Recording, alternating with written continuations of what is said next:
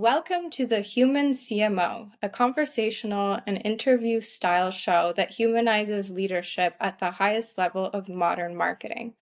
I'm Natalia Arkuszewska, a marketing leader, consultant, and the host of the Human CMO. I've spent over a decade helping brands and CMOs navigate growth, pressure, and strategy, and now I'm focused on creating honest conversations about what leadership really looks like behind the title. Today's guest is Charles Groome, a marketing leader known for building brands that grow and marketing teams that actually move the business forward. Charles has spent his career at the intersection of strategy, brand, and commercial growth. As a CMO and senior marketing executive, he's helped organizations scale by bringing clarity to positioning, aligning teams around the customer, and ensuring marketing plays a central role in driving business results. What stands out about Charles is that he approaches marketing as both an art and a system. He understands the power of brand, but he's equally focused on the operational side of building teams, structures, and strategies that sustain growth. And like many leaders who have spent years in the CMO seat, he's the real side of the role, the pressure, the expectations, and the constant balancing act between long-term brand building and short-term performance. Charles, welcome to the Human CMO. So my first question to you is, where are you dialing in from, and what are we toasting with today? So I'm at my home office today in Westchester County, New York, just north of New York City. And as usual, most likely you'll find me with a strong black tea, usually adding a little peppermint for flavor. And it's particularly timely because I'm getting over the last of the winter cold season, courtesy of my daughter's preschool today. Definitely trying to power through the end of the week. I heard it's still very cold up north. I'm actually down south, if you can tell. It's been off and on. Earlier this week, it was nice and warm, at least for northeastern winter. But we're back down into the 40s and into the 30s even. So, yeah, we still haven't kicked winter blues totally here. I'm sorry to hear that, but hopefully the sunshine comes soon. Better days ahead, absolutely. So, what kind of week are you walking into this conversation with? Yeah, I'd call this week one of sustained intensity because we're running on multiple fronts and it is the end of the quarter. So it's the second quarter I've been with Insightful. We have a team that manages 3 different geographies, and we have a lot of new process that we put in place as a marketing organization. Brand new sprint system that we've just designed in Notion. And we're in the midst of planning a major go-to-market pivot for quarter 2. So all of that's happening at once and definitely makes life interesting right now. And so when someone says, "Oh, wow, you're a CMO," what story are they making up in their head that's completely wrong? Look, I think most people think about a marketer and they think about the Super Bowl ad, or some other Mad Men style story that they're telling themselves. Some of that may be true still for some people in the role, but I think mostly my job is about building the systems, the plumbing that connect data and content, that enable digital experiences at scale, and that allow marketing as a department to be a revenue driver, not just a make it pretty department. So, I've heard people in earlier roles refer to marketing as the arts and crafts department. I definitely take a different view. I think that the role of the marketing leader is about tying into revenue opportunities, making sure that the company's top line is trending where it needs to be. And ultimately, my job is to prove that marketing can have an impact on pipeline and then to expand or scale that impact over time. So I definitely think of, the science side takes over from the art side. a lot more these days. It's interesting you mentioned that because last week I had an interview and this came up as well, is that even the name Chief Marketing Officer is so vague and just as you mentioned, people see it as a arts and craft position and department um, and if you've never worked on an actual team of marketing, you don't really necessarily understand what's going on, and that it actually involves a lot more than just the creative, that in a lot of ways it's so involved more in the company than other departments are. And for whatever reason, not sure why, still, that is still the, I guess, perception that people have. But um, I think maybe over the next few decades it will Well, change. I will say, I think that we've had, we haven't done ourselves many favors as marketers in that respect. It is a challenge to come from a world where you're at the intersection between things that can be measured and things that are, in the dark arts, so to speak, of brand and creative and vibes. But ultimately, I think what really is challenging for a lot of marketers, myself included, is how do you speak to the business people, speak to the CFO, speak to the needs of the board of directors, speak to the needs of the CEO without losing the essence of what makes great marketing work. Marketing at the end of the day is still a psychology job. It's about finding out what will make people buy, what will motivate people, and then implementing that, replicating that. So you have to be really good at that human side to be successful as a marketer, but you've got to equally translate that to people who care about dollars and cents and who are focused on the bottom line. I think that's where we get tripped up a lot of the time, is that latter communication. And definitely think we're still figuring out how to, communicate in a way that's more effective.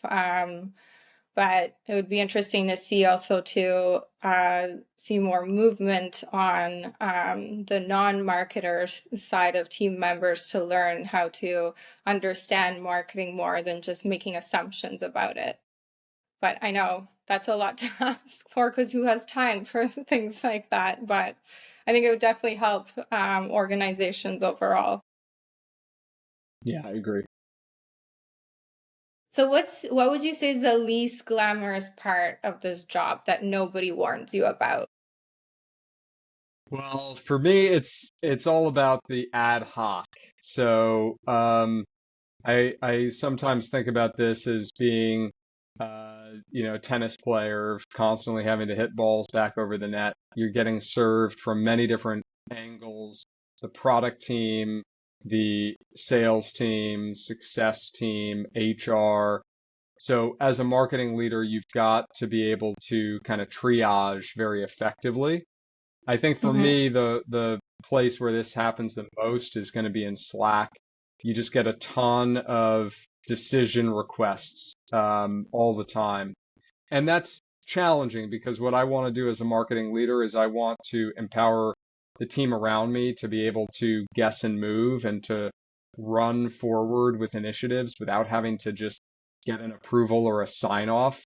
It's not my job to check every last piece of work for every last detail that could be optimized and improved. But our team needs to be able to still function and operate and drive those high quality results. So, I think that's the areas. Slack pings, constant requests for input and feedback is probably the most unglamorous part of this job. And, there's also a reason behind it in my world, which is we're very distributed. So we've got team members in Europe, we've got team members in Latin America, we've got team members on both coasts of the US. So having that, you get this ad hoc scheduled or unplanned, unscheduled activity all the time. And nevertheless, as a marketing leader, you have to really find a way to compartmentalize and focus on the strategic work, the things that will make the biggest impact rather than just the constant admin of making sure everybody knows what they need to work on. And what would you say being a CMO costs you personally that doesn't show up on your LinkedIn? I think it's the element of always on status. For me, being in a high tech company is probably not always unique to being a CMO, but being in any high tech company in a leadership role, you're always on at your fingertips with what's going on in the business. How can you engage? How can you help move things forward?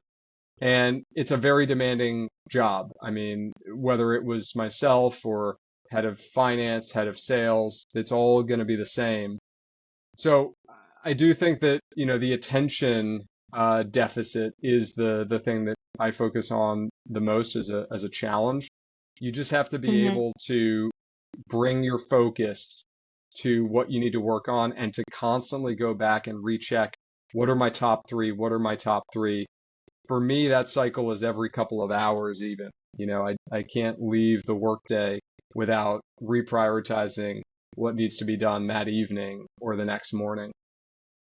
But, I think in general, the thing that I trade off there is I've got lots of things that I would want to do on the side, projects that I'd love to be able to get in progress, personal website that I could build, things of that nature.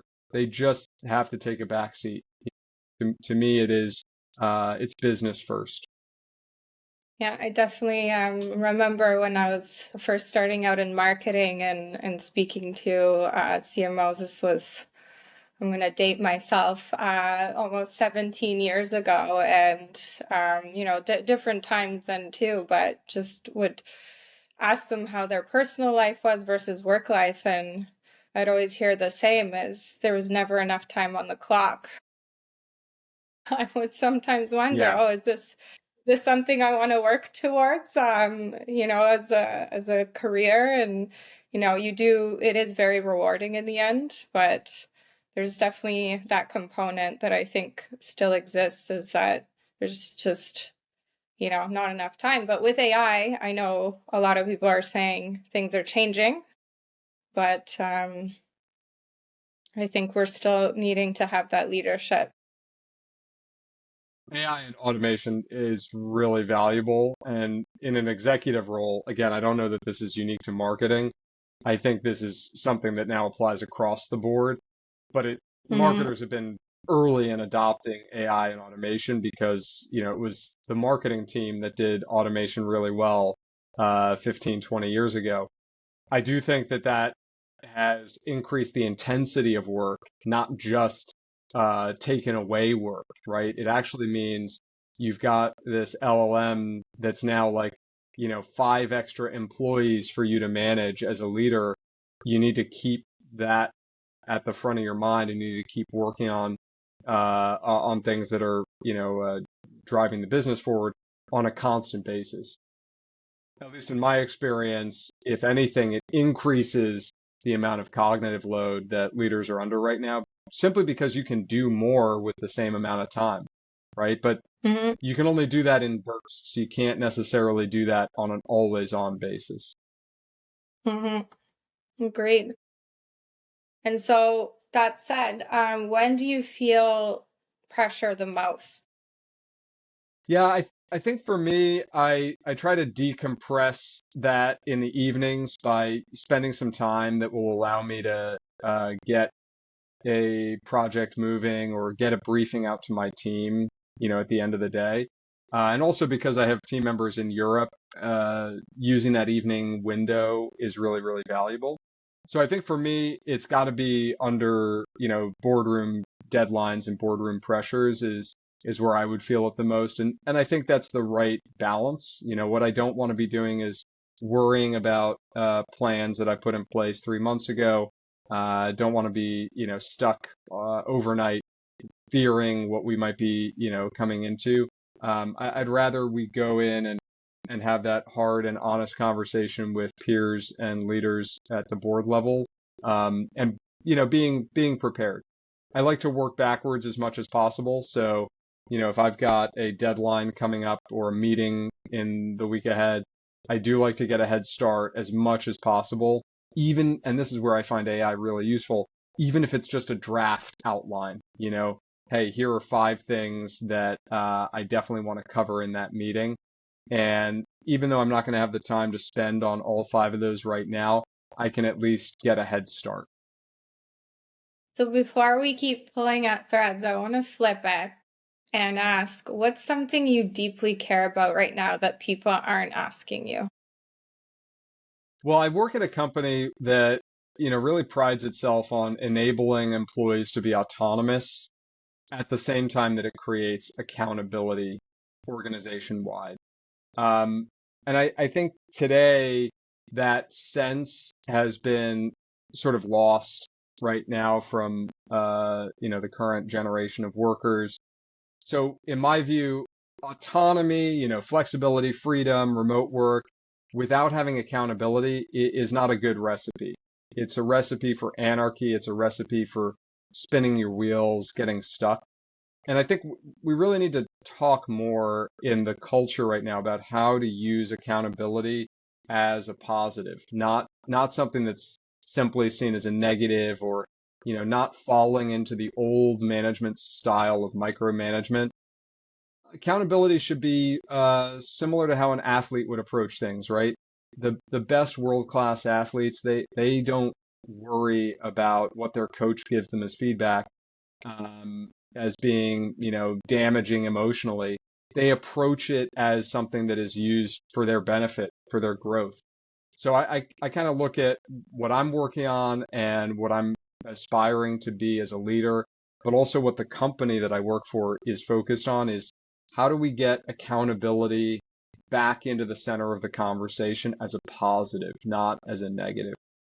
So for me, I'm really passionate about this idea, right? I believe personally, the way that I've gone through my career, that I wouldn't have had the successes that I have unless I'd had an element of accountability tied into everything that I'm doing. And I also think that the framing that we've gotten to over the last 10 years or so around work-life balance, it's not the right approach for most people um, to be successful, to drive at their goals and really achieve what they are set out to achieve or what they could achieve. I think this Mm-hmm. is where we've had too much conversation about autonomy, about self-fulfillment, without the other side of it, which is you have to actually be accountable to something. It's not good enough to just simply say, I wish, I want. It has to be, I've created a plan, I have standards, I have partners who are keeping me accountable. So I look at that as something that we've got to do in the culture in general, especially in technology right now, is we've got to center accountability in these conversations more.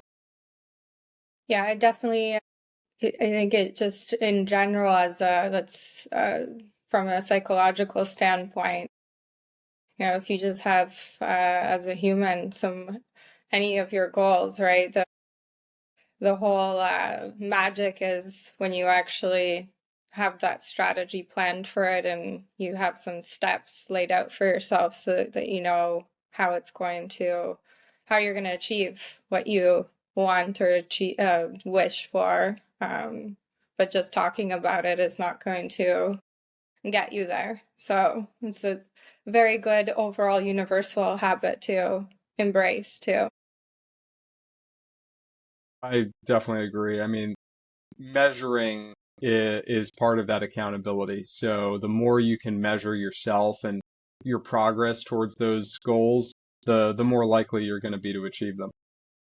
So if you could clear up one misconception about marketing leadership today, what would that be? Well, I think a lot of leaders and founders haven't actually seen marketing run as a customer-centric North Star in the business. And to me, that's what marketing's job should be. It's to constantly go back to the customer's point of view and attach the company and its objectives and its way of delivering its product to that customer need. So I kind of feel like a lot of marketing leaders get pegged as the service department for sales, just whatever sales says, jump as high as they say. It's not that you want a adversarial relationship with your sales counterparts, exactly the opposite, but you want to be a partner in the conversation about how you drive revenue. You don't want to be, just thinking about engagement or fuzzy top of funnel metrics. You want to be thinking about real concrete deliverables that will drive pipeline and create revenue for the business. And what's a belief you had early in your career that you'd completely disagree with now?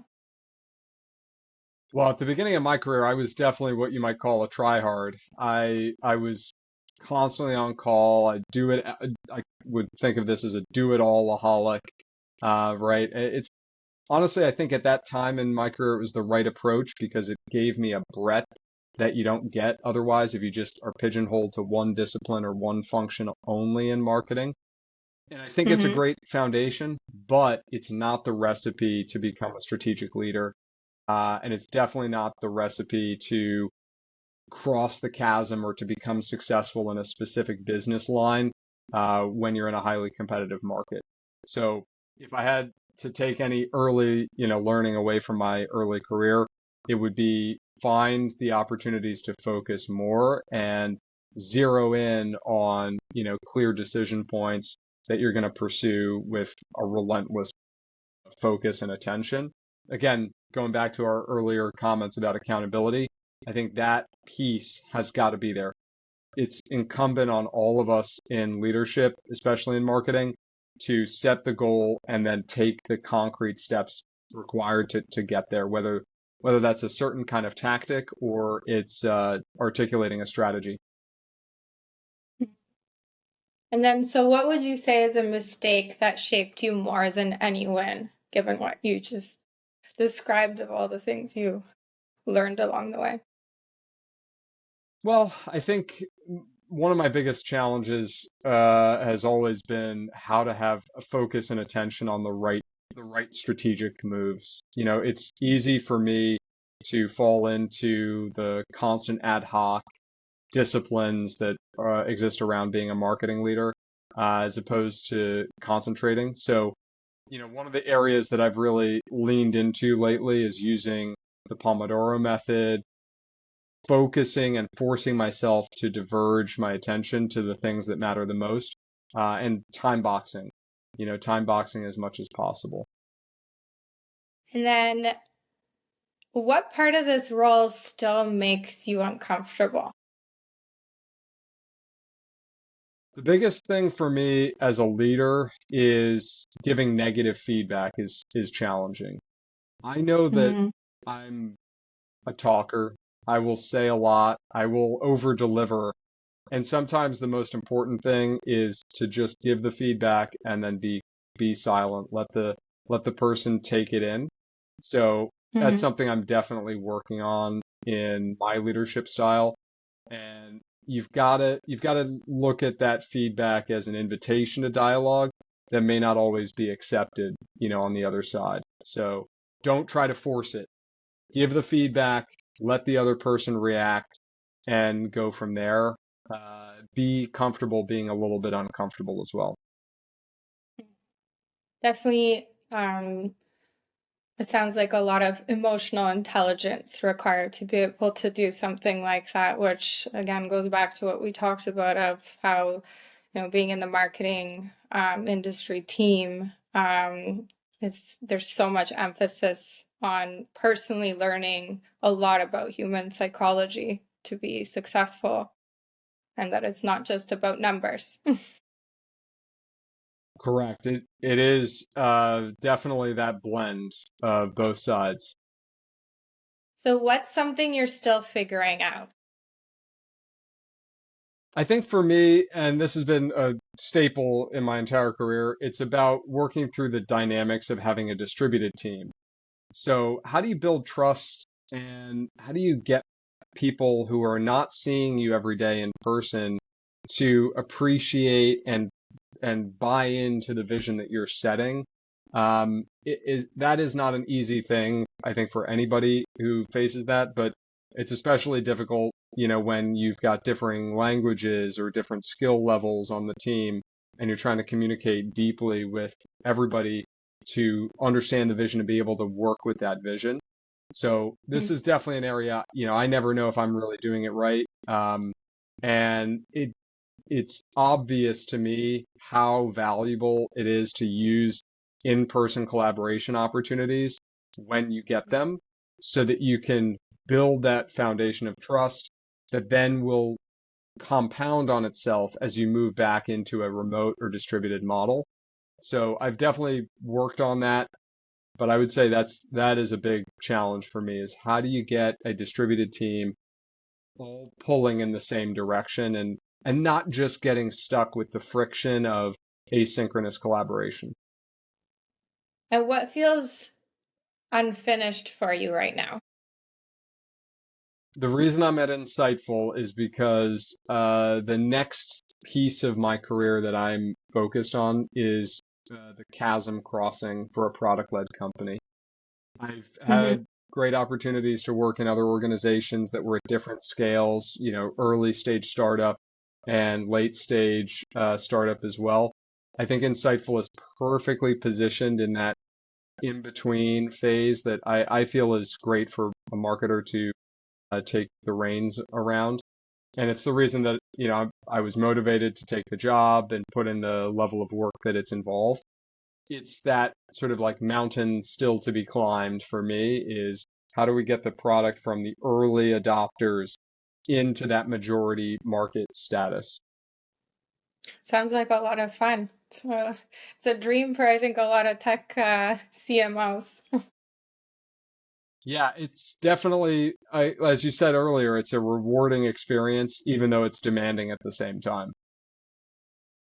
And last but not least, my favorite question of them all, who do you get to be when you're not the CMO? Well, at home, I'm the dad of two 2-year-olds, and I get to watch them every single day, and I'm totally blown away, by how kind of innately smart everybody is when we come into the world at that very young age. They will say things, they will ask questions that are so perceptive, and they're just two, although they'll be three in a couple months. But that experience of being a dad is really rewarding. And do you think it's influenced how you approach your career as well, now that you've added that role to your life? I do. I I definitely think that being a parent influences how you show up in the work world. And I would say mostly in positive ways, although there's also the, you got sick from daycare problem as well. But I think the thing that it has probably given me the most is the ability to be a better team leader, somebody who can understand how to educate and allow team members to teach themselves under your stewardship or guidance without having to be hands-on, without having to be a micromanager and tell people exactly what needs to be done. You want to, as you do with children, you want them to figure out how to do things. You just want to point them in the right direction and give them the motivation to go and achieve it. The real reward is seeing them achieve it for themselves. And honestly, as a marketing leader, it's the same in my view because you need your team. You yourself are never going to do it all. You need your team to be motivated in the same way. So I definitely find that being a parent and having a marketing team, they're very symbiotic. There's a lot that I learned from one that I take to the other. All right, so that's a wrap. Thank you so much, Charles, for getting real with me today. Absolutely. Thank you, Natalia, for having me on.